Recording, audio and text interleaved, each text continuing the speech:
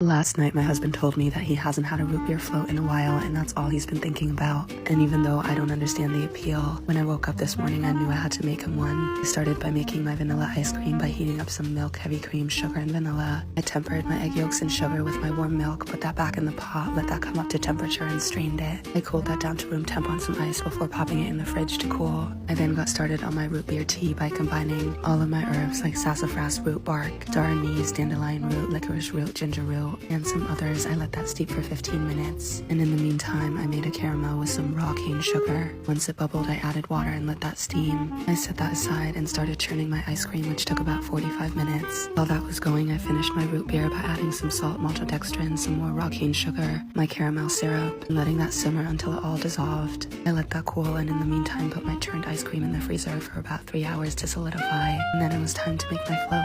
Poured in my root beer syrup, topped it with some sparkling water, scooped my ice cream into a glass, topped it with my root beer, and he absolutely loved it.